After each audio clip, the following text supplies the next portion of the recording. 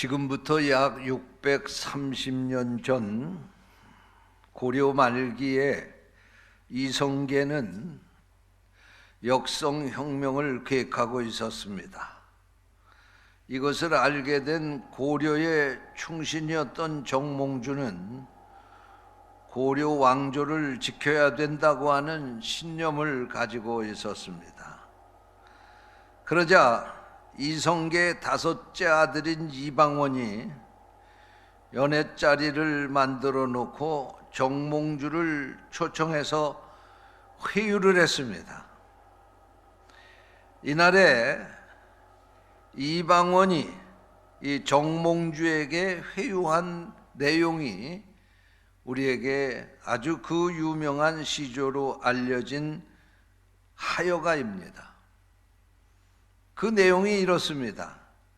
이런들 어떠하리 저런들 어떠하리 만수상 드렁치기 얽혀진들 어떠하리 우리도 이같이 얽혀서 100년까지 누리리라. 정몽주에게 이 이방원이가 고려면 어떻고 조선이면 어떠냐, 우리 어울려서 같이 지내면 좋지 않겠느냐, 그리고 회유를 하는 겁니다. 그러자 이 정몽주는 이런 시조로 답을 하면서 단호하게 거절을 합니다. 그가 쓴 시조가, 이때 쓴 시조가 단심가로 알려진 시조인데 이런 내용입니다. 이 몸이 죽고 죽어 100번 고쳐 죽어 100골이 진토되어 넋이라도 있고 없고 임향한 일편단심이야 가실 줄이 있으랴. 이 몸이 100번 죽어도 변함이 없다 그런 얘기죠. 고려 왕을 향한 그 일편단심 절대로 흔들리지 않을 것이다. 그러자 이 마음을 분명하게 알게 된 이방원은 사람을 보내가지고 집으로 돌아가는 이 정몽주를 선주교에서 죽이게 됩니다. 이때 정몽주의 나이가 56이었다고 합니다. 그리고 정몽주와 뜻을 같이 했던 문관들을 유배를 보내고 정적들을 완전히 다 제거한 후에 3개월 뒤에 이성계는 고려의 마지막 왕이 된 이 공양왕을 내치고 왕위에 올라서 이시조선이라고 하는 새로운 나라를 세우게 되었다는 이야기입니다. 정몽주를 통해서 충신이 어떠한 것인지를 우리가 다시 한번 생각해 보게 됩니다. 그런데 오늘 본문 말씀에 보니까 예수님의 제자 가운데 베드로라고 하는 제자는 죽는 데까지 따라가겠다고 호언장담을 하고, 다른 사람은 다 버려도 나는 배신하지 않겠다고 그렇게 자신만만해 했었는데 참으로 부끄러운 모습을 보이고 있는 것을 볼 수가 있습니다. 이것은 베드로의 생애에 있어서 아주 굴욕적인 흑역사다, 그렇게 말할 수가 있겠습니다. 수제자라고 일컬음을 받던 베드로가 통한의 눈물을 흘려야 했던 뼈아픈 이 실패담이 오늘 읽은 본문 말씀입니다. 저는 오늘 이 말씀을 가지고 왜 부인했습니까? 이런 제목으로 말씀을 전하려고 합니다. 성령께서 이 말씀을 듣는 우리를 깨우쳐 주시기를 원합니다. 왜 부인했습니까? 베드로가 왜 예수 그리스도를 부인했습니까? 첫째로 멀찍이 따라갔기 때문에 부인했습니다. 여러분, 사람과 사람 사이의 관계는 거리가 있는 겁니다. 그래서 이런 말이 있습니다. 연인 사이의 관계는 탁자 하나 사이의 관계고 부부 사이의 관계는 서로 맞닿는 관계다, 그런 말이 있습니다. 남편이 아내를 부르게 될 때 마누라라고 부르지 않습니까? 이 마누라라고 하는 말의 뜻은 마주보고 누워라, 그런 뜻이라고 합니다.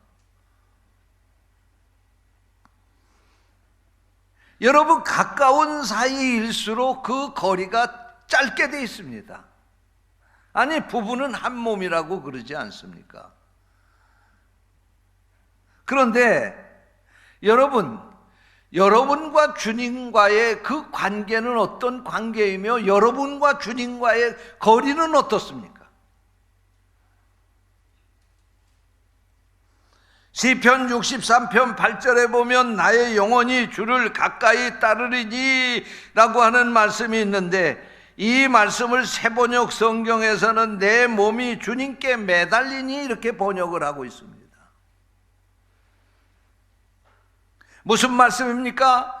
우리가 주님을 따르고 주님을 믿되 주님께 꼭 매달려서 살아야 된다는 말씀입니다. 항상 이런 매달린 자세로 주님과 관계를 유지하며 살아야 된다는 말씀입니다.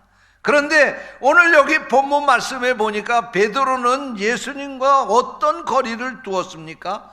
오늘 본문 54절 말씀에 보면 베드로가 멀찍이 따라갔다고 말씀하고 있습니다.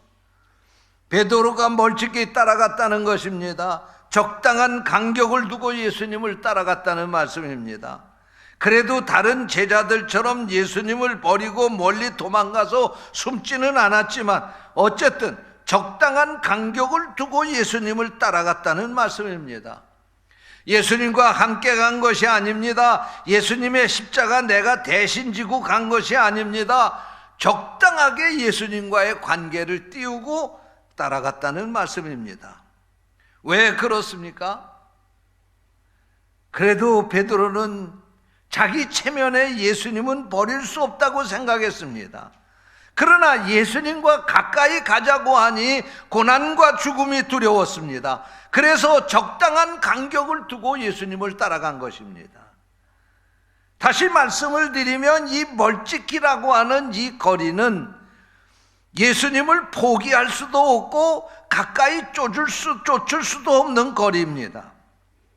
여러분, 살다가 예수님이 필요하면 주님을 불러야 하는 바로 그 거리, 손해가 될 것 같으면 언제든지 버리고 떠날 수 있는 거리가 여기 멀찍이라고 하는 거리입니다.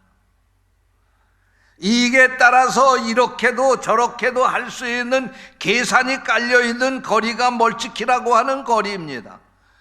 경우에 따라서는 이럴 수도 있고 저럴 수 있는 어중간한 그러한 거리가 바로 여기 멀찍이라고 하는 거리입니다. 세상 말로 얘기하면 양다리 걸친 거죠. 이쪽에 갈까 저쪽에 갈까 편안한 대로 움직일 수 있는 거리. 성경적으로 말하면은 차지도 않고 덥지도 아니한 미지근한 거리, 그 관계의 거리, 이것을 멀찍이라고 하는 거리로 표현을 한 것입니다. 사랑하는 성도 여러분, 어찌 이것이 베드로와 예수님과의 거리라고만 말할 수 있겠습니까? 어떻게 보면 이 거리가 나와 주님의 거리는 아닙니까? 열심히 신앙생활 하자니 희생과 헌신이 두렵고 그래서 그만두자고 하니 집사 체면에 그럴 수도 없습니다. 그러니까 충성스럽게 신앙생활하지도 않고 아주 멀리 떨어져서 신앙생활하지도 않고 적당한 거리, 적당한 관계를 유지하면서 신앙생활하는 거, 이것이 바로 멀찍이라고 하는 거리입니다. 그런데 여러분, 멀찍이 가다가 아주 떨어지는 줄로 믿으시기 바랍니다. 베드로는 그래도 이 정도 떨어져서 간다고 하면 내가 주님은 떨어지지 않을 것이라고 생각을 했을 거예요.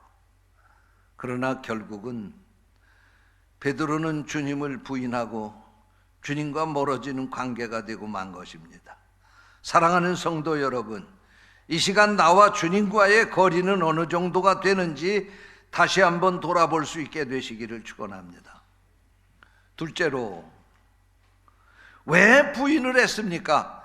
죽음이 두려워서입니다. 오늘 본문 56절 57절 말씀에 보면 예수님이 붙잡혀서 대제사장의 집에 들어가서 신문을 받게 될 때에 베드로가 멀찍이 따라가서 한 곳에 앉아 있었습니다. 그랬더니 한 여종이 이 베드로를 향해서 말하기를 저 사람도 예수와 같이 있었던 사람이라고 말을 합니다. 그러자 베드로는 나는 모른다고 부인을 했습니다. 58절 말씀에도 베드로가 또 부인을 합니다. 59절 60절 말씀에도 보니까 베드로가 역시 모른다고 세 번째 부인을 합니다. 오늘 본문 말씀에 보면 베드로가 이렇게 세 번씩 부인했다고 기록을 하고 있습니다. 그런데 예수님이 보는 눈앞에서 부인을 했다고 오늘 본문 61절에 말씀을 하고 있습니다.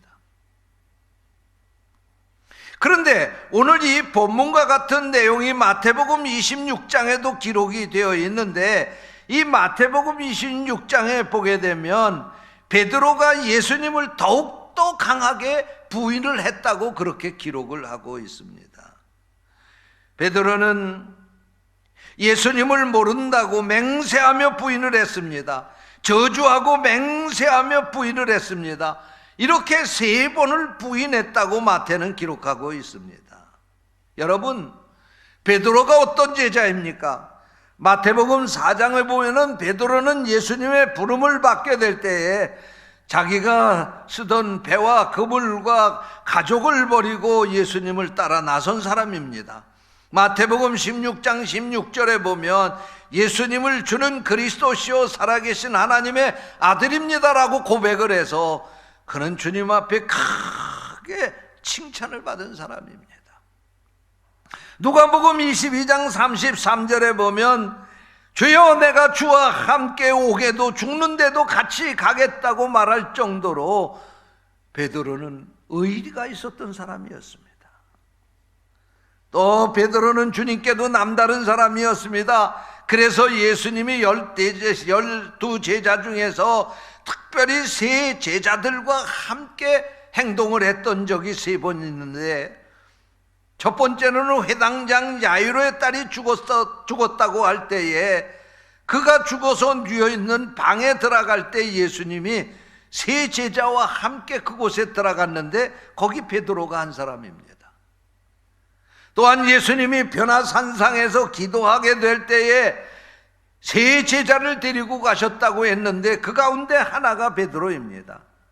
예수님이 십자가를 앞에 두고 겟세마네 동산에서 기도하실 때에 이때도 세 제자를 데리고 가셨는데 바로 이 베드로가 그 세 제자 가운데 한 사람입니다. 그러니까 사람들은 이 베드로를 수제자라고 그렇게 부르는 것입니다. 또한 본문 앞에 50절 말씀에 보게 되면 겟세마네 동산에서 예수님이 붙잡혀 가시게 될 때에 예수님을 잡으러 온 대제사장의 종의 오른쪽 귀를 칼로 자른 사람이 바로 베드로였습니다. 이때만 해도 베드로는 확실하게 예수님 편에 서 있던 사람이었습니다. 마태복음 26장 35절에 보면 예수님께서 죽으실 것을 예고하게 될 때에 내가 주와 함께 죽을지언정 주를 절대로 부인하지 않겠다고 충성맹세를 했던 사람이 베드로였습니다. 그런데 그 베드로가 지금 예수님을 부인한 것입니다. 그것도 세 번이나 저주하고 맹세하면서 부인을 했습니다. 왜요? 죽음이 두려워서입니다.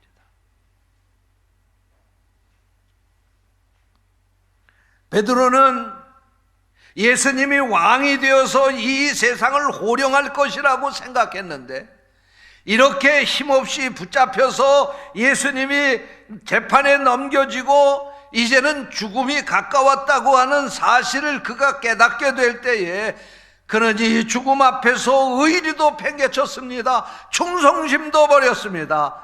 그는 그 믿음까지도 다 팔아버리고 말았습니다. 왜요? 죽음이 두려웠던 것입니다. 그렇습니다. 사람은 어려움을 당해보면 관계가 어떠했는지를 잘 알 수가 있습니다. 어려움을 당하게 되면 그동안 가까이 했던 사람들 가운데서 다 그냥 아무것도 아닌 것처럼 쉽게 버리고 갈 수 있는 사람이 있습니다. 어려움을 당해보면 나를 꽤나 생각해 준 사람이라고 생각했던 사람이 훌쩍 나를 떠나서 실망을 줄 때가 있습니다. 여러분, 우리가 어려움을 당하고 보면 그 사람의 믿음의 깊이를 알 수가 있고, 그 사람이 얼마나 나를 사랑했는지를 알 수가 있고, 그 사람이 얼마나 충성했는지 그 충성도를 알 수가 있는 것입니다. 여러분, 신앙생활은 원래부터 십자가를 지고 시작해서 십자가를 내려놓고 끝나는 것입니다. 예수님은 누가복음 9장 23절에서 말씀하시기를 아무든지 나를 따라오려거든 자기를 부인하고 날마다 제 십자가를 지고 나를 따를 것이니라 말씀하셨습니다. 그런데 베드로는 예수님을 따른다고 하면서 자기 자신이 죽는 데까지 따라가겠다고, 절대로 배신하지 않겠다고 하면서 예수님을 모른다고 저주하고 맹세하며 부인합니다. 왜요? 죽음이 두려웠습니다. 사랑하는 성도 여러분, 여러 면의 믿음과 충성심이 죽음을 초월할 수 있게 되시기를 주님의 이름으로 축원합니다. 셋째로, 왜 부인했습니까? 기도하지 않았기 때문에 그렇습니다. 주님은 십자가를 지시기 전에 베드로, 야고보, 요한과 함께 겟세마네 동산에 올라가서 기도하셨습니다. 그때 얼마나 주님이 간절하게 기도했는지 성경은 기록하기를 예수님의 얼굴에서 흘러내리는 땀방울이 떨어지는 핏방울처럼 그렇게 간절하게 애절하게 기도했다고 기록해서 우리에게 전해주고 있습니다. 그런데 제자들은 그렇지 않았습니다. 그들에게는 간절한 마음도 없었고 기도도 하지 않았습니다. 기도는커녕 쿨쿨 잠만 자고 있었습니다. 그 모습을 보신 예수님께서 그들을 깨우시면서 말씀하시기를 시험에 들지 않기 위해서 깨어서 기도하라고 말씀하셨습니다. 그럼에도 불구하고 그들은 기도하지 않고 잠만 잤습니다. 결국 기도해야 될 때에 기도하지 않은 것이 시험에 들게 된 이유가 된 것입니다. 여러분, 베드로는 가룟 유다처럼 처음부터 부인하려고 계획했던 것이 아닙니다. 그런 예수님과 죽는 데까지 따라가겠다고 호언장담했습니다. 충성맹세를 했습니다. 그런데 기도할 때 기도하지 못한 것이 그만 예수님을 저주하면서 맹세하는 그 자리까지 떨어지게 만들었다는 사실입니다. 사랑하는 성도 여러분, 기도해야 될 줄로 믿습니다. 선줄로 생각하는 자는 넘어질까 조심하라고 했습니다. 우리가 순탄할 때도 기도해야 됩니다. 시험에 들지 않기 위해서 기도해야 합니다. 내 믿음은 절대로 예수님을 부인하지 않는다고 호언장담할 만한 그런 상황에 있어도 기도해야 됩니다. 내가 지금 신앙생활을 잘하고 있다고 생각해도 넘어지지 않기 위해서는 깨어서 기도해야 된다는 말씀입니다. 그래서 쉬지 말고 기도하라고 성경은 말씀하고 있는 것입니다. 사랑하는 성도 여러분, 기도하지 않았기 때문에 결국 시험에 드는 것입니다. 날마다 깨어서 기도하는 성도들이 되시기를 주님의 이름으로 축원합니다. 기도하겠습니다. 하나님 아버지, 오늘 우리에게 귀한 말씀을 주시고 왜 베드로가 주님을 부인했는지를 다시 한번 생각하며 깨닫게 하시니 감사합니다. 오늘 이 베드로의 모습이 나의 모습이라고 도전을 받게 해주시니 감사합니다. 이 베드로처럼 우리도 시험에 들지 않기를 위해서 날마다 깨어서 기도하게 주시옵소서. 우리 주님 예수 그리스도의 이름으로 기도하옵나이다. 아멘.